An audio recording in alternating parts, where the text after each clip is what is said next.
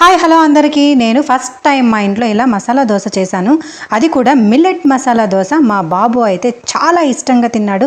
తినేసి ఏమన్నాడో తెలుసా మీకు? మమ్మీ, హోటల్లో మసాలా దోశ కన్నా ఇది చాలా బాగుంది అన్నాడు. నాకు చాలా అంటే చాలా హ్యాపీ అనిపించింది. నేను చేసే ప్రయోగాలు, వంటకాలు అన్నీ ఫస్ట్ మా వారు, తర్వాత మా అబ్బాయి పైనే నా ప్రయోగాలు అన్నీ కదా. సో నాకు హ్యాపీ అనిపించింది. మా సబ్స్క్రైబర్ అండ్ ఫ్రెండ్స్ సజెస్ట్ చేశారు హెల్తీ రెసిపీస్ చేయండి అనేసి. సో తను కోరిక మేరకు ఈ టిఫిన్ ఐటమ్ అన్నమాట.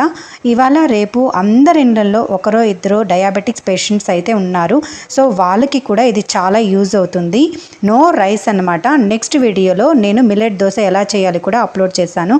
ప్యూర్ మిల్లెట్స్ దోశ చాలా టేస్టీగా ఉంది. అందులో మసాలా ఇలా చాలా బాగుంది. మీరు కూడా ట్రై చేయండి. అప్పుడప్పుడు ఇలా డిఫరెంట్గా ఫుడ్ ఐటమ్స్ ట్రై చేస్తూ ఉంటే మనకు బోర్ కొట్టకుండా ఉంటుంది కదా. థ్యాంక్ యూ ఫర్ వాచింగ్ అండి. బాయ్.